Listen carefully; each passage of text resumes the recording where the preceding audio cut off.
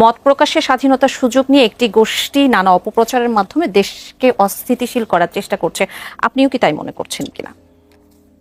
দেখুন, আমি এর আগে একটু দুটো পয়েন্ট একটু বলে নিই। যখন তারেক রহমান সাহেব প্রধানমন্ত্রীর সাথে স্বরাষ্ট্রমন্ত্রী আছেন, কাকে দোধ্বনি দেওয়া হচ্ছে সেটা কিন্তু বিষয় নয়, বিষয়টা হচ্ছে কোন প্রেক্ষিতে দেওয়া হচ্ছে।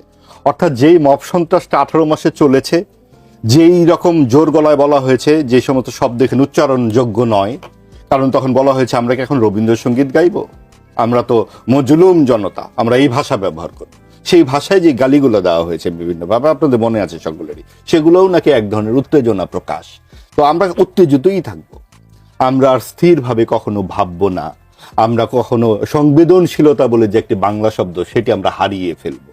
অর্থাৎ এই যে একটি ঘটনা ঘটলো, এটি তো একটি মাত্র ঘটনা নয়। মাদ্রাসায় যে অহরহ ধর্ষণ হচ্ছে বালক বালিকা নির্বিশেষে, কোথায় থাকে তখন এই উত্তেজনা?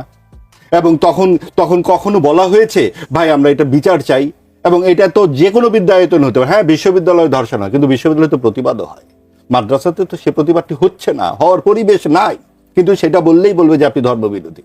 কাজে এই জায়গাগুলোতে একেবারে ভেঙে পড়েছে সব জায়গায়। আপনি আব্দুল্লাহ নামের যেই বালকটির কথা মনে করুন, মাদ্রাসার শিক্ষার্থী, সে তো প্রাণ হারিয়েছে ধর্ষণের পর। খামোখাই বলাৎকার শব্দটি ব্যবহার হয়, ধর্ষণ, এবং সেটা বালক হোক আর বালিকা হোক, যাই হোক না কেন। তো সেইখানে কিন্তু কোনো কথা নেই। আপনি একজন প্রধানমন্ত্রী কটা বাসায় যাবে, কজনের বাসায় যেতে পারবেন? কাজে আইনের শাসন এখানে প্রয়োগ করা ছাড়া আর কোনো কথাই থাকতে পারে না। স্বরাষ্ট্রমন্ত্রী যথার্থ বলেছেন, আমরা তো মধ্যযুগে যেতে পারি না। যারা এই সুযোগে শরিয়া আইন আনতে চান, তাদের প্রেক্ষিতেই বলেছেন এটা মধ্যযুগ নয়। আপনি শরিয়া আইন বললে আবার সেখানে বলতে হবে 4 জন সাক্ষী লাগবে, 4 জনের সামনে কেউ ধর্ষণ করে। কাজেই অবশ্যই এটা মধ্যযুগ নয়। এবং স্বরাষ্ট্রমন্ত্রী যথার্থ কথা বলেছেন, এবং যিনি যুক্তি দিতে পারেন তিনি সরকারের স্পোক্সম্যান হিসেবে কথা বলছেন, অসুবিধা কোথায়? আর স্বরাষ্ট্র মন্ত্রণালয় কাজ পারছে না, ধুয়ো দেওয়ার মতো অবস্থা, এটার সাথেও আমি একমত নই। আপনি দেখুন, আমাদের যেই আইন শৃঙ্খলা বাহিনী ভেঙে পড়েছিল, সেটা 24-এর গণ অভ্যুত্থানের পরের পরিস্থিতি, আগে তো ছিলই। আপনি বেনজিরের কথা মনে পড়ে, একদিনে গুলশানে 4টি ফ্ল্যাট কিনেছেন, এই তো ছিল পরিস্থিতি। সেখান থেকে 18 মাসে নিরাপত্তা ব্যবস্থা বলে কিছু ছিল। সকলেই যে যার মতো করে আইনটা নিজের হাতে তুলে নেবার মতো একটা বিরাট মব রাজার আনন্দে সকলে নিজেকে জারি করে রেখেছিল। ওইখান থেকে একটি সরকার ভঙ্গুর একটা নিরাপত্তা ব্যবস্থাকে চেষ্টা করছে, সেইখানে আমরা দোধ্বনি দিতে বসেছি। এখন আসুন, আপনি যেটা বললেন যে 3 মাসে সরকার 3 মাসের মধ্যে মত প্রকাশের স্বাধীনতাটা আছে কিনা, অবশ্যই আছে, নইলে আমরা এভাবে কথা বলছি কি করে? এবং সেটা তো অন্তর্বর্তীকালীন সরকারের মতো নয়। অন্তর্বর্তীকালীন সরকারের মব রাজা ইউনূস সাহেব বলেছিলেন আপনারা মন খুলে কথা বলুন, তারপরে আমাদের আনিস আলমগীর এবং পান্না সাহেব জেলের মধ্যে অন্তরীণ হয়েছিলেন। এই 3 মাসে কোন সাংবাদিক জেলে গেছে? এখানে কোন কথা বলা যাচ্ছে না? বলা যাচ্ছে। এবং যেই ব্যাপারটি হচ্ছে যে বিএনপির একটা যথার্থ বিরোধী দলের প্রয়োজন ছিল, যোগ্য বিরোধী দল যারা আছে তারা তো একেবারেই মুফতে পাওয়া বিরোধী।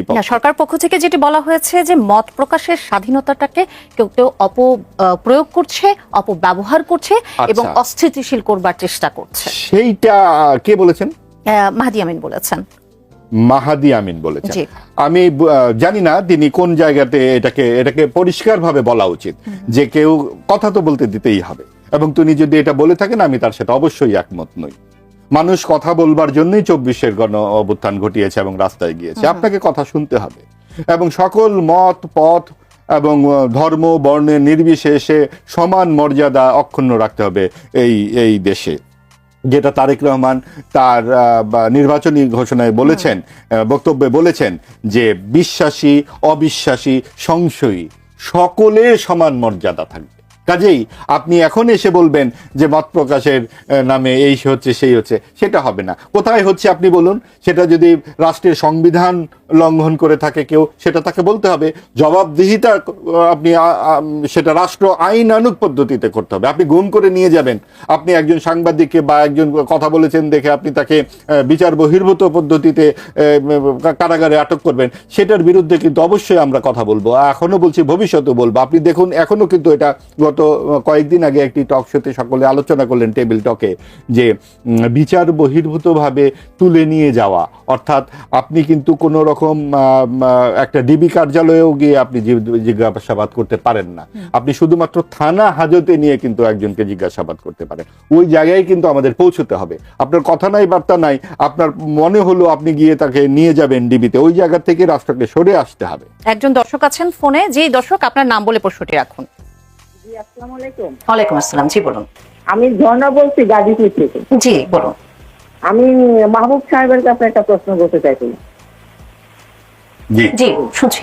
জি, আমার একটু জোরে কথা বলবেন। হলো যে আগে তো আওয়ামী লীগের আমলে চাঁদাবাজি হয়তো এক দলে কত চাঁদাবাজি 60 কিলোমিটার গতিতে ছিল, আর এখন তো 2 দলে চাঁদাবাজি করে ডাকি থেকে 90 কিলোমিটার গতিতে। আমাদের প্রশ্ন হলো যে, আমার যে প্রশ্নটা তা হলো যে, তাহলে আমরা জুলাই গণ অভ্যুত্থান থেকে আমরা কি শিখলাম, আমরা কি পাইলাম, তাহলে কি আমাদের দেশটা এভাবে চলতে থাকবে কিনা, এটাই আমার প্রশ্ন। ধন্যবাদ আপনার প্রশ্নের জন্য, যে নিশ্চয়ই এর উত্তর আমি। জি, আমরা মনে করি যে যতখানি অভিযোগ করা হচ্ছে চাঁদাবাজি, হ্যাঁ, অত অবিশ্বাস্য পরিস্থিতি আছে কিনা আপনি আরেকটু খোঁজ করে দেখুন। যে আমি জানি না আপনার ব্যক্তিগত অভিজ্ঞতা কি, আমরা পত্রিকায় দেখি বটে যে কাউরান বাজারে এত কোটি টাকার চাঁদাবাজি, তো কাউরান বাজারের চাঁদাবাজিটা যেন কবে বন্ধ ছিল? তা হঠাৎ করে 3 মাসে আপনি স্বর্গ কি করে বানাবেন? তাহলে আপনি কিছু পরামর্শ দেন যে একটা কল সেন্টার খোলা যায় কিনা, যেখানে মোবাইলে লোকজন জানাবে যে ভাই আমি চাঁদাবাজি শিকার, সেখানে একটা দ্রুত ট্রাইব্যুনাল করুন। এই প্রস্তাবগুলো আনুন, সেটা সংসদেও হতে পারে, আপনার বিভিন্ন নাগরিক ফোরামে হতে পারে। সংসদ তো কার্যকর 1.5 মাস ধরে চললো, সেখানে তো জুলাই সংস্কার ছাড়া আর একটি কথাও আমরা শুনলাম না। সবসময় বলা হচ্ছে বিএনপি চাঁদাবাজি করে, কিন্তু সেই যারা বলছে তারা যখন বলছে যে আমরা 1200 শহীদের বাড়িতে গিয়ে 2 লাখ টাকা করে দিয়ে এসেছি, এত শত শত টাকা তারা কোথায় পায়? কাজে রাজনৈতিক দল সকলেই কম বিস্তর চাঁদাবাজি করে, এবং সেই চাঁদাবাজি তারা, আমরা জানি যে এর আগে চাঁদাবাজি নামে অনেক কিছু হয়েছে, অন্তর্দ্বন্দ্ব ঘটেছে, খুন খারাপি হয়েছে, সব রাজনৈতিক দলই করে। সেখান থেকে মুক্তি পাওয়ার আকাঙ্ক্ষাতেই তো সাধারণ মানুষ রাজপথে নেমেছে। কাজেই আগামী দিনে জাতীয় সংসদ আছে, সেখানে আপনারা প্রস্তাব করুন। সরকারি দল যদি সেটা না শোনে, তখন আমরা বলবো যে ভাই ওনারা তো শুনছেন না, এবং আপনারা প্রমাণ দিন বা অন্তত সরাসরি অভিযোগ করুন যে অমুকে এই চাঁদাটি নিয়েছেন, তমুকে এটা করেছেন। শুধুমাত্র হরে ধরে বলাটা আমার কাছে মনে হয় না যে খুব বেশি যুক্তিসঙ্গত।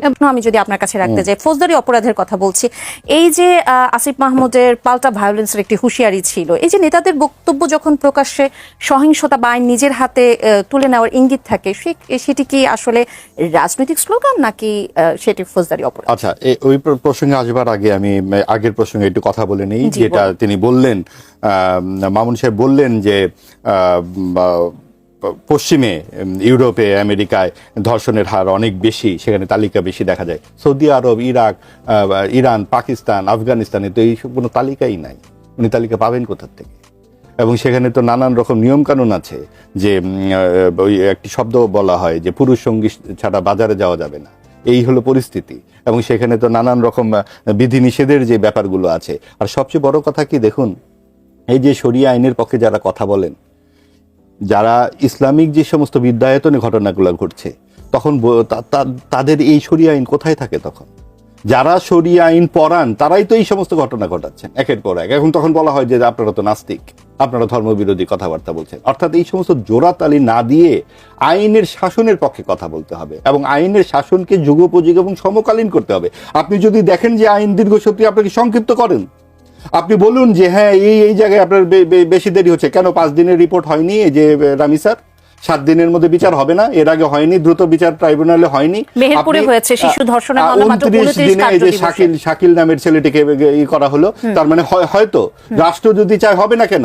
আপনারা এই সুযোগে, এই ছলে বলে কৌশলে যারা সাম্প্রদায়িকতা ছড়াতে চান, তাদের ভেতরেই আসলে মূল ভর্তি আছে। আপনি দেখুন, তারা বলেন যে, একটু আগে বললেন যে সরকারে তো তারাই ছিল, বিএনপি ছিল, বিএনপি তো এতদিন ধরে ছিল ক্ষমতায়, বিএনপি ছাড়া তখন আর থাকবে এটা কি? সর্বশেষ রাজ্য নির্বাচনেতে দলই হচ্ছে 2টি, 40% করে ভোট বিএনপি, আওয়ামী লীগের। ভোটই তো নাই তাদের, 3 থেকে 7% পর্যন্ত এই আর যারা আছে তাদের। তাহলে তারা তো আর লোক খুঁজে পাবে কোথায়? এখন তারা যেহেতু অন্তর্বর্তীকালীন সরকার তাদের ছিল, জামাত এনসিপির ছিল, তারা একদম বিরাট আকারে বিরোধী দল হিসেবে বসে গেছে এবং তারা ভাবছে সরকার এখন ভুল করলে তো আমরাই আগামী দিনের সরকার, কাজেই তাদের এখন এই সমস্ত অনেক উচ্চস্বরে কথাবার্তা শোনা যাচ্ছে। কিন্তু ভেতরটা যদি খুঁজে দেখেন তাহলে কিন্তু এই হঠাৎ উল্লম্ফন ফ্রিডম পার্টির কথা না আবার মনে করিয়ে দেয়। ফ্রিডম পার্টিকেও কিন্তু জোর করে বিরোধী দলে বসানো হয়েছিল। কাজে ভিত্তিটা আগে দৃঢ় করুন, ভিত্তিটা দৃঢ় করে তারপর রাজনৈতিক কথাবার্তা বলাই ভালো। এবং সেই একই ভুল করছে ওই নাসির উদ্দিন পাটোয়ারি সহ এই এনসিপির অনেকেই। এইগুলো কোনোভাবেই রাজনৈতিক ভাষা নয়, আচরণ নয়, কিন্তু তাই বলে তার উপরে হামলা করাটাকে কোনোভাবেই সমর্থন করা যাবে না। তাকে একেবারেই এড়িয়ে যাওয়া উচিত ছিল। যে আপনি দেখুন মির্জা আব্বাস সাহেবের বিরুদ্ধে এত কথা বললেন সেদিনকার তরুণ, মির্জা আব্বাস তো সেভাবে কোনো মামলার মধ্যে গেলেন না। তাহলে কি আপনি তাকে বলতে দেন, এমনি থেমে যাবে সে। এবং সেই জায়গায় যখন তৃণমূলের এইভাবে আপনার হামলা মামলার মধ্যে জড়িয়ে যাবে, তখন কিন্তু সরকার এবং আইন প্রয়োগকারীকে অবশ্যই কঠোর হস্তই দমন করতে হবে বিষয়টা। মানুষকে কথা বলতে দিতে হবে, মানুষই বেছে নেবে কোনটা যুক্তিসঙ্গত কোনটা যুক্তিসঙ্গত নয়। আপনি মুখ চেপে ধরবেন, তখন কিন্তু মজলুমের পক্ষে মানুষ চলে যাবে। এবং সেই জায়গায় এই যে আসিফ মাহমুদ যে কথাটি বললেন যে আমরা কতখানি ভায়োলেন্স করতে পারি 24-এর গণ অভ্যুত্থানে মানুষ দেখেছে। ভাইরে, এই কথা বলে 24-এর গণ অভ্যুত্থানের মহিমা আপনি নষ্ট করতে পারেন না। 24-এর গণ অভ্যুত্থান আপনারা হয়তো আপনাদের স্বার্থ উদ্ধারের জন্য করেছেন, কিন্তু সাধারণ মানুষ দল মত নির্বিশেষে সকলেই নেমেছিল স্বৈরাচারের বিরুদ্ধে, গণতন্ত্রের পক্ষে, জবাবদিহিতার শাসনের জন্য। তারা 200 গাড়ি নিয়ে হঠাৎ করে গ্রামে নির্বাচনে দাঁড়ানোর জন্য রাস্তায় যান দিতে যায় নাই। কাজেই যেই গণতন্ত্রের জন্য মানুষ দাঁড়িয়েছিল, সেই গণতান্ত্রিক পথে দেশের যাত্রা শুরু হয়েছে, সেই দেশের যাত্রাটিকে এগিয়ে নিতে হবে। এইখানে এই সমস্ত কথাবার্তা বলে ওই 6,000 কোটি টাকা নিজেই স্বাক্ষর করে দিয়েছেন, ওই সমস্ত আড়াল করবার চেষ্টা ছাড়া আর কিছু আমি দেখি না। ব্যারিস্টার আল মামুন রাসেল, এই যে যেই কথাটি বলছিলাম মেহেরপুরের যেই ঘটনাটি, সেখানে 29 কার্য দিবসে রায় ঘোষণা দেওয়া হয়েছে, যেটি দেশের বিচারিক ইতিহাসে একদম বিরল। এবং স্বরাষ্ট্রমন্ত্রী বলেছেন 5 থেকে 7 দিনে রামিসা হত্যাকাণ্ডের বিচার এবং সর্বোচ্চ শাস্তির কথাও কিন্তু তিনি বলেছেন। 1 জুন থেকে মামলায় অভিযোগ গঠনের শুনানি শুরুর দিনও রাখা হয়েছে। একজন আইনজীবী হিসেবে আপনার কাছে আমি একটু জানতে চাবো, এই যে এত দ্রুত তদন্ত, সাক্ষ্য প্রমাণ এবং রায়ের যে ব্যাপারটি থাকে, এখানে ন্যায় বিচারে ভারসাম্যের কোনো সমস্যা হবে কিনা? দেখেন, এখানে এটা গুড সাইন যে আপনি যেমন এই যে রামিসার ক্ষেত্রে 164 আছে, সে নিজে স্বীকার করেছে, এভরিথিং সবকিছু সে স্বীকার করেছে। তারপরে ডিএনএটা খুব দ্রুত, আপনি 2 দিনের মধ্যে ডিএনএ। আমাদের সবচেয়ে ভয়ঙ্কর জিনিস হচ্ছে ধর্ষণের মামলাগুলো লেন্দি হওয়ার কারণ হচ্ছে আমাদের ল্যাব নেই। আপনি জানেন আমাদের ডিএনএ ল্যাব আছে 2টা, একটা ঢাকা মেডিকেলে আছে, একটা সিএডিতে আছে, অথচ মামলা হচ্ছে 7,000-8,000 মামলা। 2টা ল্যাব দিয়ে কিছু হয় না। আমাদের আসলে মূল জায়গায় হাত দিতে হবে, সেটা হচ্ছে ডিএনএটা। আপনি অন্তর্বর্তীকালীন সরকারের সবাই দেখেছে ডিএনএ ছাড়াই ধর্ষণের মামলা চার্জশিট দেওয়ার সুযোগ ওনারা আইন সংশোধন করেছেন। কিন্তু আপনার মাথায় ব্যথা হলে মাথা কেটে ফেলা তো সমাধান না। আপনি ডিএনএ না হলে তো আপনি আসল অপরাধীকে আপনি বের করতে পারবেন না। এটার জন্য করতে হবে আমাদের ডিএনএ ল্যাবগুলো বাড়াইতে হবে। আপনি যখন ডিএনএ ল্যাবগুলো পর্যাপ্ত হবে, তখন ধর্ষণের মামলাগুলো খুব দ্রুত ডিএনএ রিপোর্টটা যখন দিবে, আপনি চার্জশিটটা খুব দ্রুত দিতে পারবেন। আপনি চার্জশিট বলা হয় 180 দিন, 180 দিন হলে তো অনেক সময় চলে যায়। আপনি যার ক্ষোভ, যে ভিকটিম, পরবর্তী দেখা যায় ভিকটিমের সাথে আপোষ করে অনেক কিছু হয়ে যাচ্ছে। তার মানে কি, যখন ক্ষোভ থাকবে, যখন আপনি দেখেন স্পেশাল কিছু মামলা করা উচিত, যেগুলো স্পেশাল মামলা, যেমন হচ্ছে আপনার এই যে শিশুর যে রামিসা, আসিয়ার এটা বিষয়গুলো, এগুলো তো হচ্ছে দৃশ্যমান, স্বীকার করছে সবকিছু, এগুলো সার্কমস্টেন্স সবকিছু আছে, এভিডেন্স আছে। এই যে আপনি 30 দিনের মধ্যে আপনি ঠিক আছে আপনি রায়টা দিলেন, কিন্তু কার্যকর করতে পারবেন আপনি? পারবেন না, কারণ আপনাকে আপিলে যেতে হবে। আপিলে আপনি 30 দিন সময় আছে তার জন্য, আপিলের জন্য। সে 30 দিনের মাথায় গিয়ে আপিল করলো, তারপর আপিল চলবে, এরপরে হচ্ছে লিভ টু আপিলে যাবেন, সেখানে 60 দিনের সময় আছে। তাহলে সে তখন হচ্ছে এটা শেষ দিয়ে গিয়ে করবে, তাহলে এটা 1 বছর চলে যাচ্ছে, যেটা আসিয়ার ক্ষেত্রে হয়েছে। তার মানে আপনাকে আইনটাকে সংশোধন করতে হবে খুব দ্রুত। আপিল, লিভ টু আপিল, এটা খুব, এই যে আমাদের প্রধানমন্ত্রী তো বলে ফেললেন যে আমরা 30 দিনের মধ্যে কার্যকর করে ফেলবো। এভাবে তো বলতে পারেন না প্রধানমন্ত্রী জায়গা থেকে, এভাবে দাঁড়িয়ে আপনি এভাবে বলতে পারেন না। কারণ আপনি তো এখন বিচার প্রক্রিয়ার একটা বিষয় আছে, বিচার প্রক্রিয়া আছে, বিচার হয় না, তাহলে তো আপনি যখন নির্বাহী প্রধান যখন এই কথা বলে, তখন বিচারের উপর এটা একটা হস্তক্ষেপ করা হয়। আপনি এভাবে বলতে পারেন, আপনি বলতে পারেন আমরা দ্রুত ন্যায় বিচার নিশ্চিত করবো, দ্রুত ন্যায় 1 মাসের মধ্যে ন্যায় বিচার নিশ্চিত করবো। কিন্তু আপনি যদি বলেন 1 মাসের মধ্যে কার্যকর করে ফেলবো, তার মানে আপনি তো তাকে ফাঁসি দিয়ে দিয়েছেন, তাহলে তো প্রথম দিনে দিয়ে দিতে পারেন।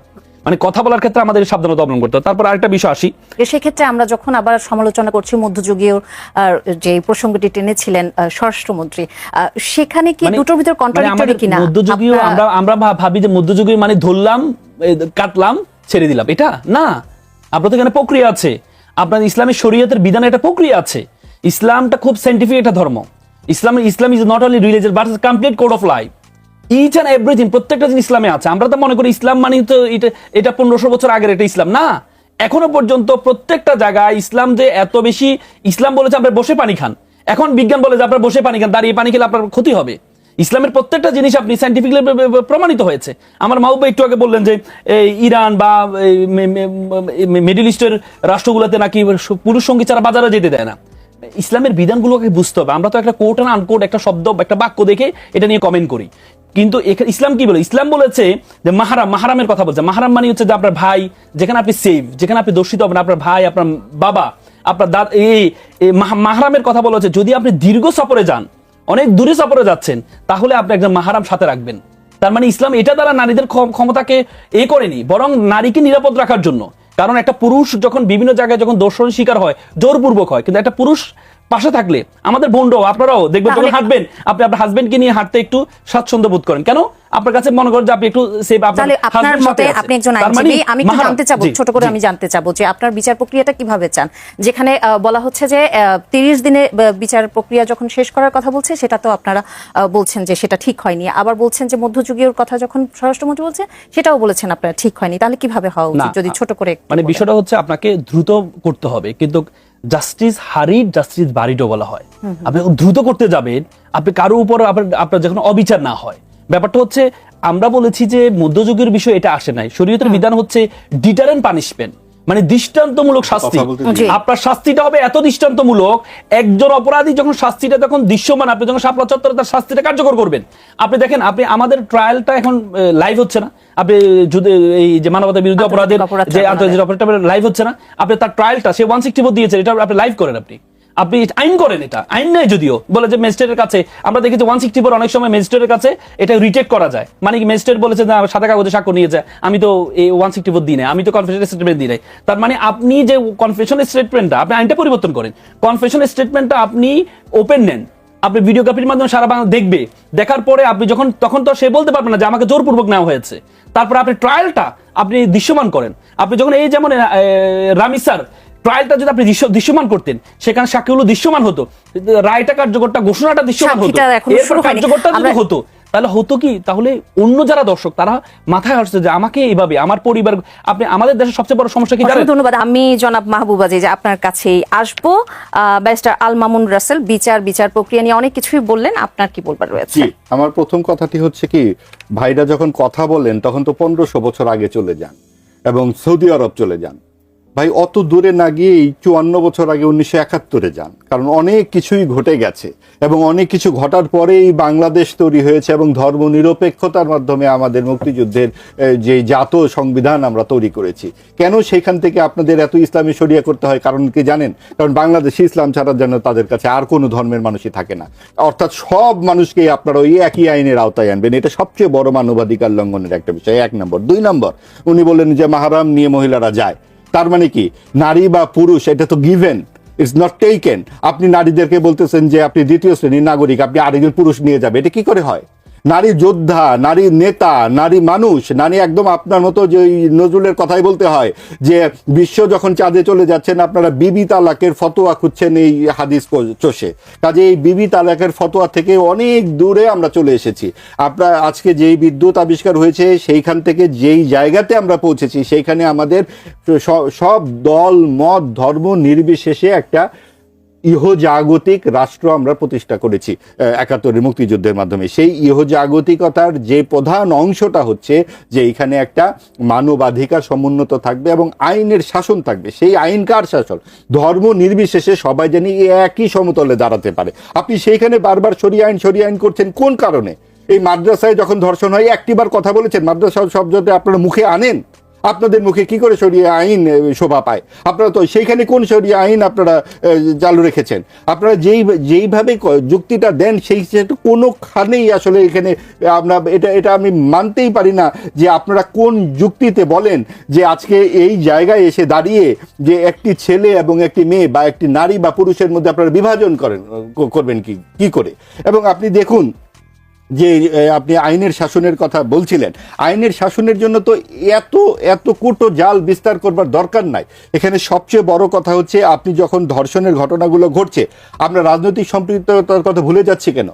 এই রাজনৈতিক প্রভাব বলয়ের কারণে যে কর্তৃত্ববাদ প্রতিষ্ঠা হয়, সেটা তো ধর্ষণের পেছনে অনেক বড় ভূমিকা রাখে। আপনি যখন যে দল রাষ্ট্র ক্ষমতায় থাকে, তখন তারা নানান রকম ডালপালা বিস্তার করে, সেগুলা কিন্তু এই পুরুষতন্ত্রকে যেমন প্রভাবিত করে, এই ধর্ষণেও প্রভাবিত করে। আপনারা কেন বলছেন না একবারও যে রাজনৈতিক সংশ্লিষ্টতার যেই কোনো কিছুই হোক, এই বিচারে যেন প্রভাব ফেলতে না পারে? আমরা তো দেখে